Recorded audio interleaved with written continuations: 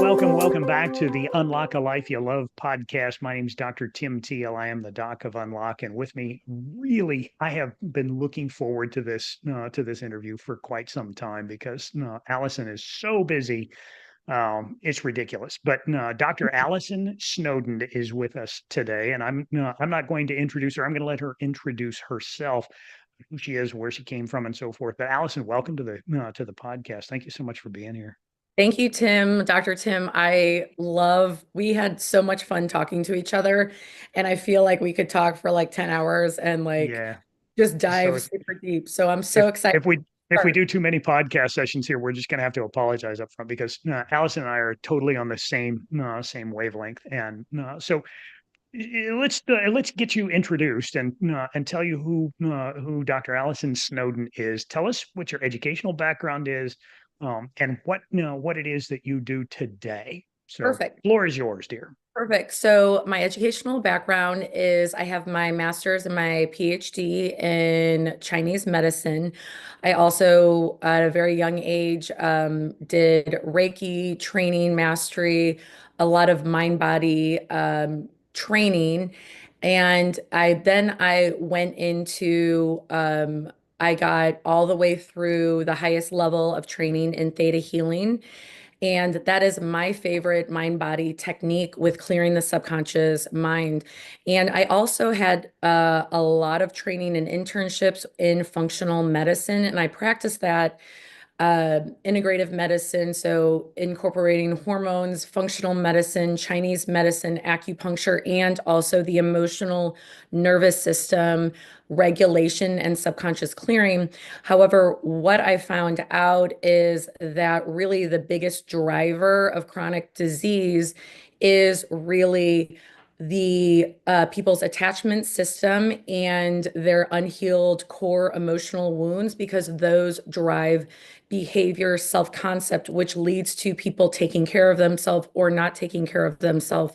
Also, that nervous system dysregulation also dysregulates the brain gut connection. And so, after practicing in the field for 8 years and doing gut healing protocols, doing all of the functional medicine blood work stuff that does have a place and a value 100%. However, with a certain amount of my clients, they hit a wall, and there was something that was beyond their consciousness that was not getting them to heal.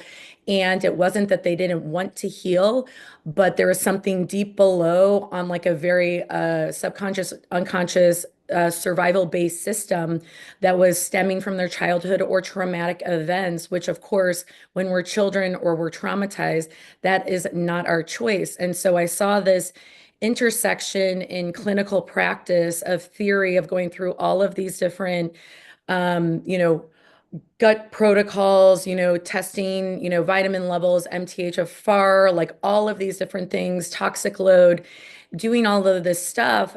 And what I saw just through years of practice is that that worked for certain people, but for more than 50%, I would say they hit a wall. And so what I started to see is people coming in with Lyme, with all these different things. And we would do all of the protocols and they would follow it to a T. And it didn't work. And it was devastating for them. And I was also doing some mind body healing, subconscious programming at this point, and I saw them getting better. And so that really feels like a big driver for most people. And, if you're not familiar with the ACE study, which is one of the biggest or studies around correlating adverse events in childhood with chronic disease, and this is Right. So that negating. that ACE study. So hold up just a Yeah, second because this is a really, really, really important thing that you're talking about. The ACE study is the Adverse Childhood Event Study. That's the yeah, ACE, and it was done, back in the early 2000s, late yeah, 90s. It's yeah. been It's been around for a around. while, and clearly, clearly establishes the link between all kinds of disease, whether that's chronic disease, whether that's acute disease, Cancer, heart disease, cancer, heart disease, exactly. death, All the mental, big stuff. everything that, chronic disease, and that's heart disease, cancer, diabetes, metabolic disorders, asthma, autoimmune, mental, so depression, anxiety, PT, all of this is directly correlated to the amount of adverse effects. And I want to preface this with, this study isn't perfect, just like any study. A lot of the elements of that study doesn't include all the adversity. It's a good comprehensive overview. But for example, for me, um, there's not a point, like there's not a checkbox with, did you watch, your sister go through, almost die, and of cancer, and watch all these other kids die of cancer when you were 6 years old. Like that was a deep adversity that had a significant impact on my life, but is that in this, checkbox? So, you know, but it goes into a lot of what stresses kids out, makes kids feel unsafe and emotionally maybe neglected or abused. Right. So there's a giant spectrum of adverse childhood events, whether that's physical abuse, sexual abuse, emotional neglect, emotional abuse, watching a sibling die, being whether that's violence. There's all kinds of things Yeah. that were included in that adverse childhood event study that that link all they're saying is there's a pattern of behavior. These kids that are exposed to all of these traumatic, difficult, emotional, stressing circumstances have a much higher Great. propensity to cancer and heart disease and autoimmune disease and all kinds of other weird things that nobody has put a label to. I think we can just simply slap a label on it. It's called soul sickness, emotional disease. No, call it whatever you want. It doesn't make any difference. I think what, and I think that is because when I was going through my functional medicine training, and I sometimes was sitting there and I'm like, are we just replacing, vitamins and, gut protocols with pharmaceuticals? And, on one hand, it is a up or replacing pharmaceuticals with, gut protocols with vitamins, which I think is a step above. However, when I was in these trainings and, integrative mental health, conferences, there was still this like blankness around, the emotional attunement and the relationship, and the therapeutic relationship. And so I felt like we were still missing the soul. And that's why I really appreciate my base education in Chinese medicine, because Chinese medicine, if you don't know, your listeners don't know, they have never separated the mind, body, and spirit and the environment. And that's the physical environment, as in the seasons, but it's also the environment, which is also your relationship, your relationships to your work, to your sleep, to your enjoyment, to your food. This all is intertwined with your emotions, and your emotions are one emotion is associated with each organ. And so a repression of an emotion, which is, I'm never angry, like, and then an overexpression both damages that organ. And so there is no imbalance or disease in Chinese medicine that isn't emotional, mental, environmental, and physical. And so I think, growing up, and Dr. Tim knows this, I grew up in a medical family. My dad's You a, for saying that because I was going to stop you and no, because yeah. I know the answer here, but no, but take us back because healing and medicine and helping other people is totally in your DNA, sister. So tell us about all that and why you took this different path. Yeah, yeah. So my and I'm at my parents' house because I'm here for my brother's birthday, so his surprise party. So I love my parents are amazing human beings. amazing, imperfect human beings as we all are, right? My dad is a OBGYN and a surgeon, and my mom's a nurse. And my older sister was diagnosed when I was 6 with Burkitt's lymphoma stage 4. So, she was at age 6, and for 10 years, she was in and out of the hospital. She survived cancer, but then afterwards, she had a lot of autoimmune issues. And, going back, she, had pneumonia, was hospitalized when she was 6 months old. So there was, from when she was born, there was some patterns of, some issues going on. And so after she was cured, then she was had sinus infection. She would have, major sinus surgery. She'd have to be on IV antibiotics. She'd be hospitalized once a year. And then in 99, she was diagnosed with a CD4 autoimmune disorder, which is related to her cancer. And then they started treating her differently. They started to do IVIG. So they started to do that. And then a month before she was diagnosed with that, and a month later, I was almost killed, or I was killed and had a near-death experience. I was on vacation, actually for her spring break, which she didn't end up going because we were in Mexico. So it's interesting how all these different threads go together. And I was assaulted, and then the details of really what happened are a little fuzzy, but I was run over by a motor vehicle. They don't know what, but I was declared dead at the scene, and then I had a spiritual experience, and I experienced myself as just an energetic being, that my true identity is just this energetic frequency that is just temporarily in a human body. And I had a So you're whole, saying you're not a body with a soul. Perhaps you are a spirit having a human experience. Is that what you're exactly, saying? Yeah, exactly. imagine that. If people are listening to this, you're hearing the same thing over and over and over and over and over again from all these fascinating people that we have on the podcast.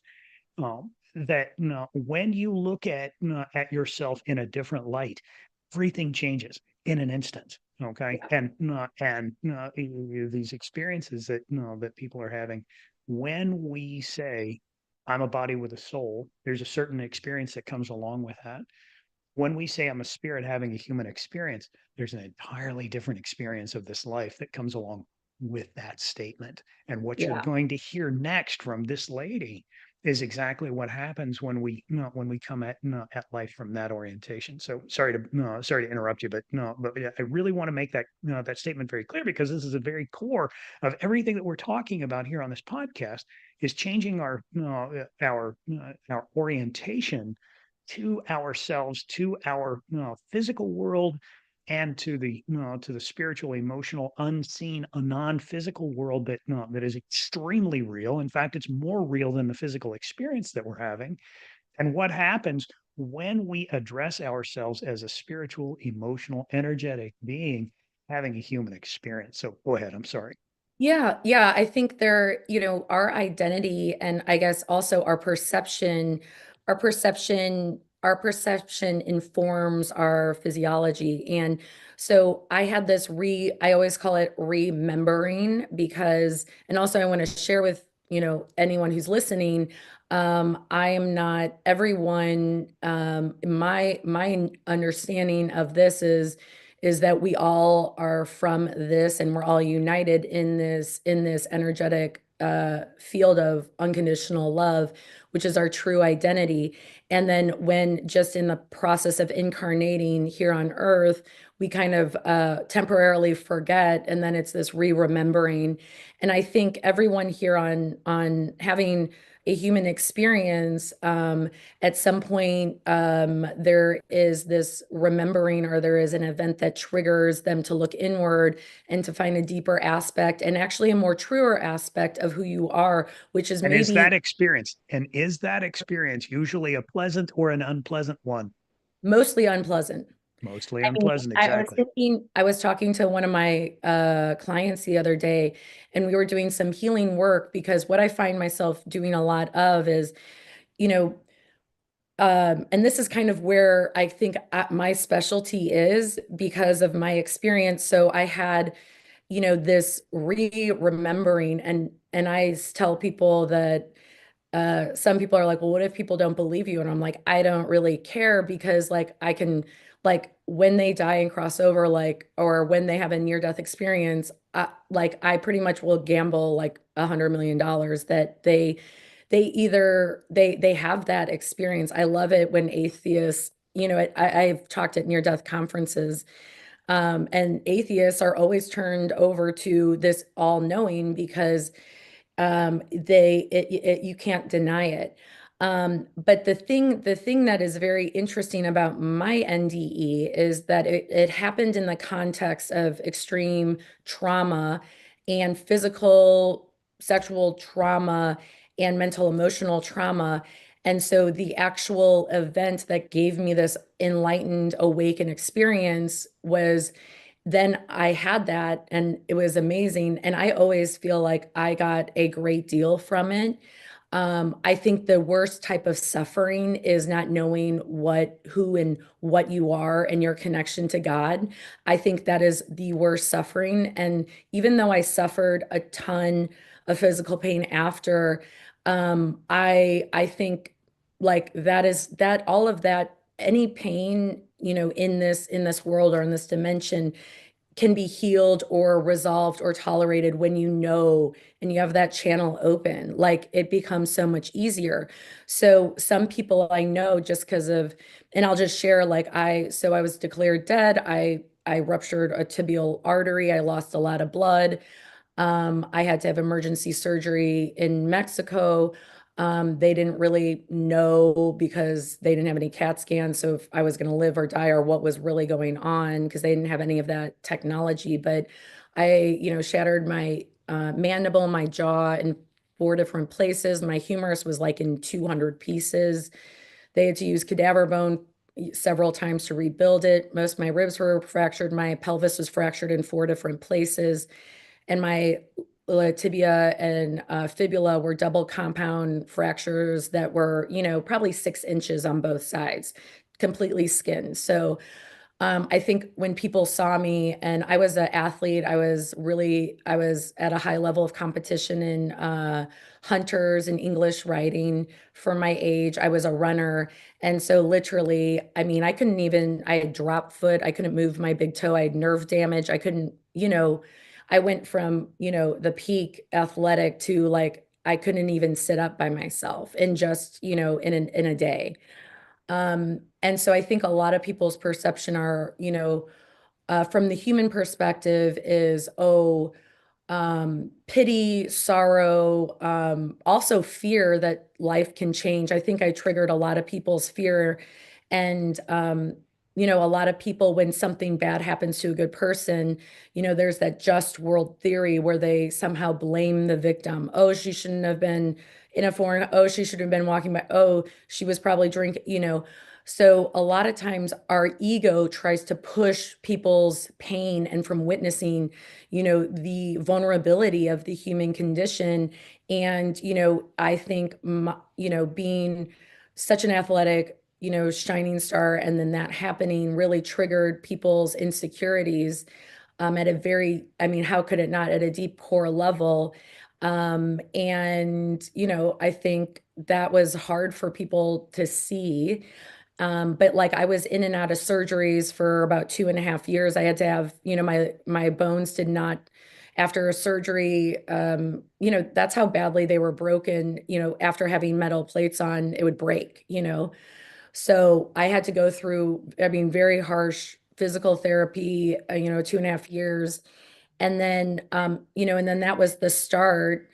And then after I was, all my bones were healed, which was almost 3 years later, and all these crazy orthopedic levels, I was in, chronic, it took me that long to get my bones healed. But then like I still had if you're in a wheelchair, in and out, or most for that, you have all these musculoskeletal issues going on, also the unprocessed, fear, pain, because you're just in survival mode. And, my doctors at that time were like, you're healed. And I was like, wait, what just happened to the past 3 years?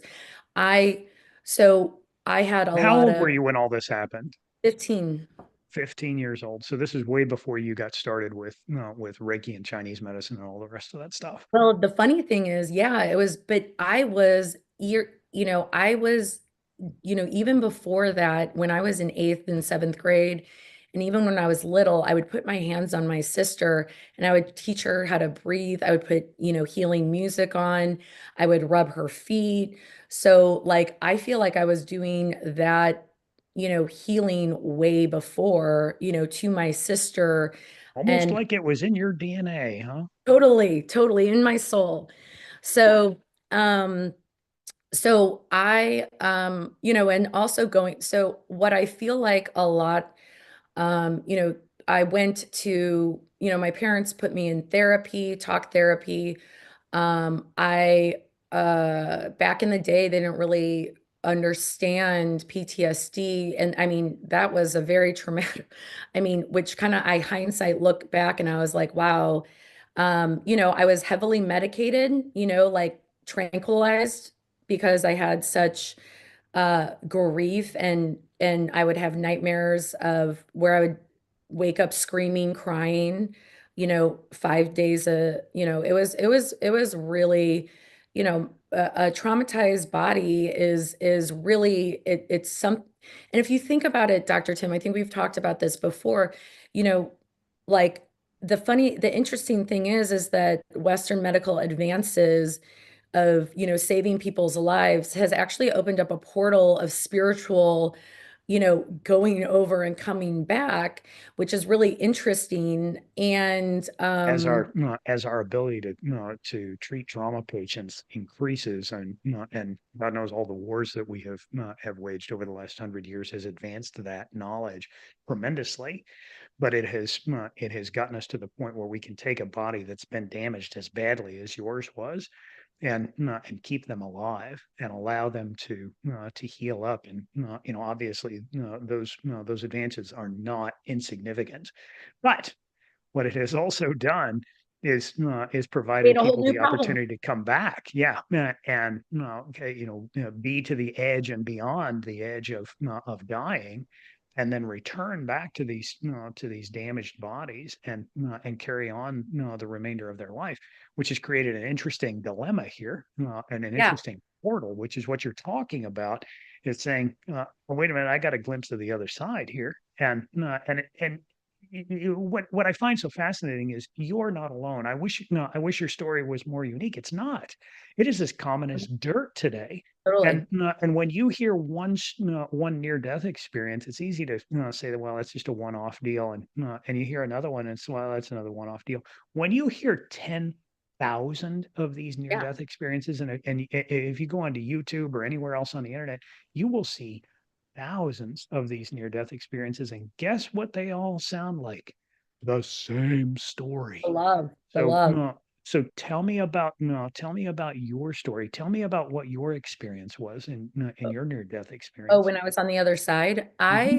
so mine was, and here's the thing is that like I'm considered a, pH Atwater is one of the leading researchers. I love her so much. I just love her. She's amazing. But according to her research, like I'm a child ND ear. So a child ND ear is they're a little bit I weirdly different than, adult ND ears. Ironically, actually it takes children ND ears longer to process it, which because it's it and which seems counterintuitive, but uh-oh, where'd you go? Hold on. I'm still here. You There you just go. carry Okay. on. We're Oh, good. my okay.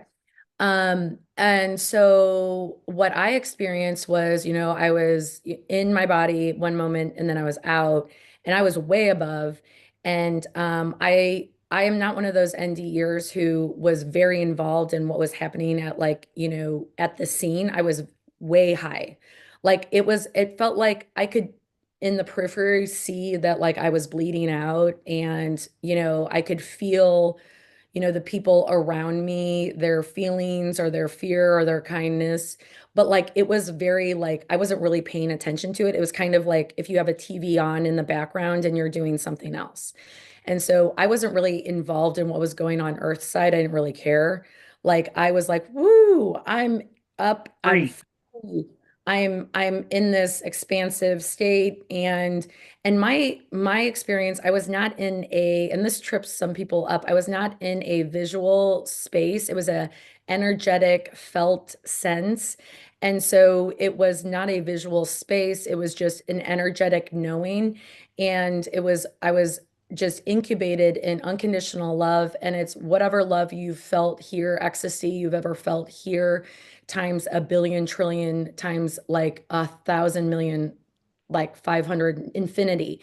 And I've done um whatever. I've done like ayahuasca, I've done what is it? DMT. And it I can for sure there that like is that's like a drop that's a drop in the ocean of what we feel and the love that who we are and the love that is on the other side. And so when people, and there is research that like the ND is the most extreme form of awakening and the most profound on the after effects on how it really affects people. Um, and so it was not a visual place. It was a deep knowing, energetic place that is no visual place. And it was just, I didn't know where I end and where I begun, but I still understood my sovereignty on some level. And there was just this conversation that was happening on a psychic level, meaning right now we are in a human body, so we're using our vocal cords to communicate and language. However, on the other side, there is just sensory, psychic, telepathy. And so it was a felt just instant knowing. And at one point I was like, is this me or is this God? And then I was like, oh, whatever, it's all the same. It was like there was no hierarchy. There was a sense that there were certain souls that were less aware, but they were still so valued. There was not a hierarchy of value, but there was a felt sense of some souls were more aware. And then I was remembering, it was like a flood of all this stuff came back. I was like, oh, I get some kickback on this online from people, and I'm just sharing my story. I Your think experience is your experience. I think sometimes our egos don't want to disclaim our power, but on some level your soul might understand this. But I grew up Catholic. I was never exposed to reincarnation at all, not even through books or TV. So I grew up in Missouri. But when I was up there, I was like, they were like, do you want to look at your past lives? There were these electronic books, and it had every thought I've ever thought, all experiences, all the facts.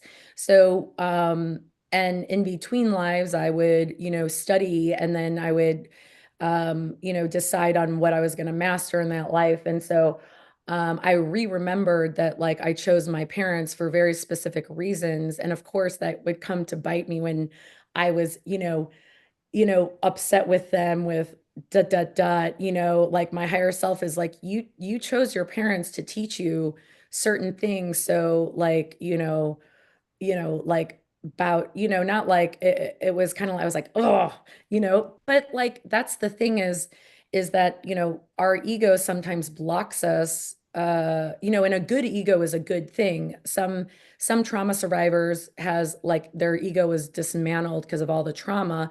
And so sometimes with some of my trauma survivors, we have to build up a good, healthy ego. But also it's very important for you to understand the difference between your higher self and God communicating and the highest truth versus what your narrative wants you to believe. So let's And finish. No, let's finish this story. Okay, you've on your near-death experience, because we're gonna wind up this session, and yeah. then we'll come back next week and do the next session. But at 15 years old, you were assaulted, raped, run over with a vehicle. Tremendous. You're bleeding out. You shoot out of your body. And you experience this unbelievable, all-encompassing love. You were shown past lives. You were shown the record of everything that you've ever thought. And then what happened, and what conclusions did you come Oh, to?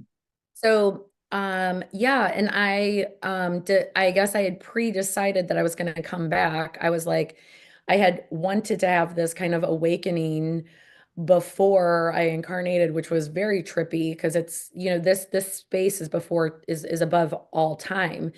And so, and then I had already decided that I was going to live. And as I, you know, went in, just was like, all right, I'm going back into my body. Um, like that, the creator, the divine voice was like, bring this energy down to earth. And I was like, oh, okay. And so basically, that's been my journey, is really bringing that love to myself, to everything that I do. And it's been a journey of through healing. And of course, that's first to myself. And Well, that also, was well you know, said, young lady. Well and, said. and, We have to and start with ourselves. yeah, and really, because sometimes that's the hardest to apply, but you can do it. And I really feel like that is applying all of that to, and so how I got, and we'll maybe go in a different episode, but how this ties to what I'm doing here is through trauma-informed theta healing, through my one-on-ones and through my certifications for healers and just people who want to just go through the process so they can be a better version of themselves, is really a gentler awakening. So really the curriculum in theta healing is set up for you to awaken without having to get, like Run having over, run rape. over, We, and that you get to know and feel what all near deathers feel without dying.